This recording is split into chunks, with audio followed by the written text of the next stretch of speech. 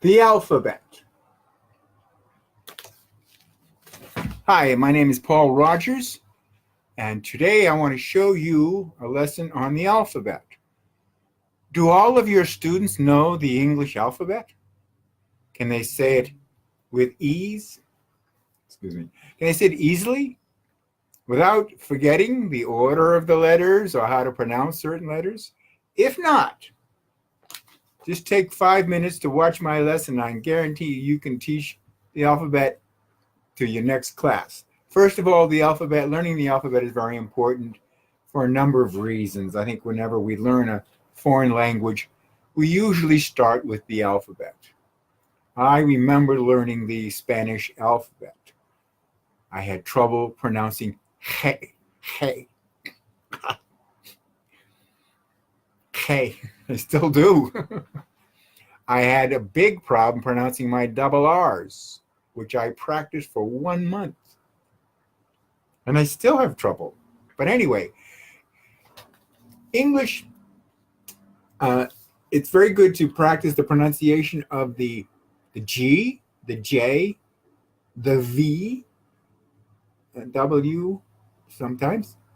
Some people, especially people from Asian countries, have trouble with the R and the L. But anyway, every one of my students gets a copy of this sheet. Usually it's in a book, my first book called Vocabulario Básico. And the first lesson that a student has with me is spelling their name out loud.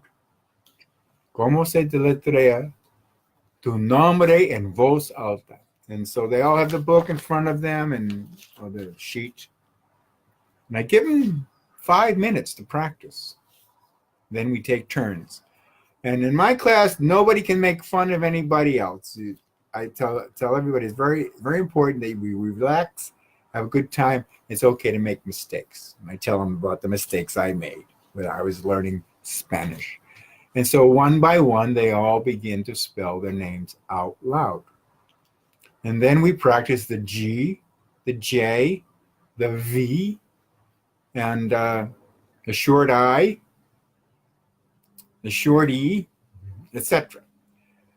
I usually introduce those sounds, that pronunciation at the beginning, the first class or so, the first week or so, and I will repeat any particular lesson on pronunciation many, many times, up to 3 months actually. And I do reviews of pronunciation. I always integrate pronunciation with my classes.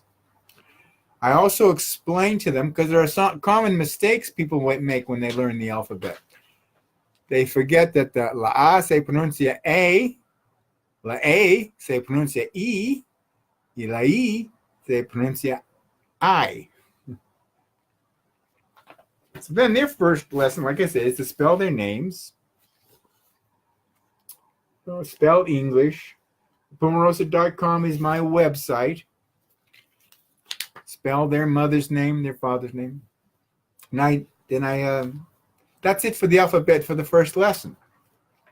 And that's about what I do initially. Then later on, for example, if somebody asks me a question, I'm writing on the whiteboard or something, and they want me to write a word, write something, write the name of their grandfather, I don't know, whatever it would be.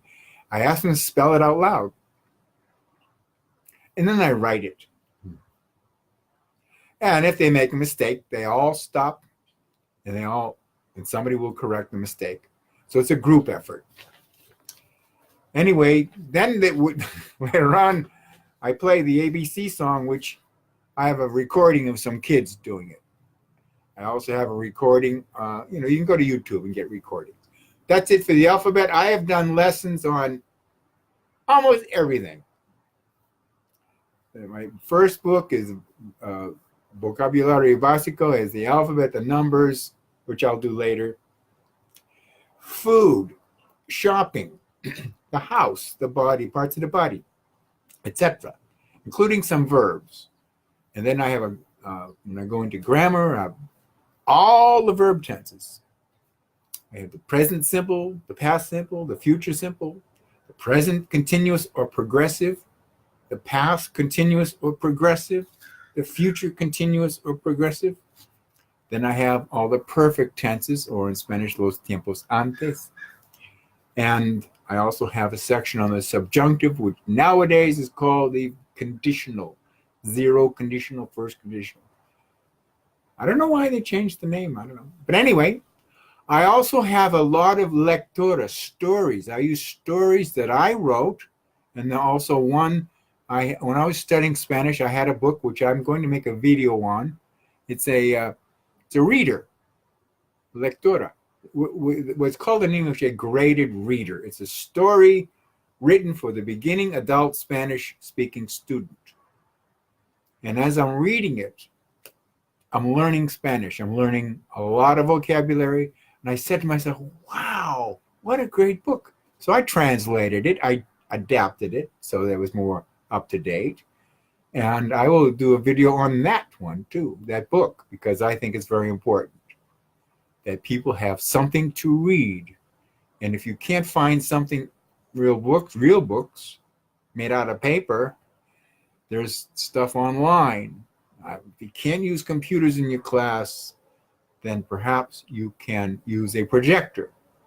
But which is another reason why songs are so important. Songs are very good because they can always get the lyrics, the letras on YouTube. That's it for now. See you later. Thank you.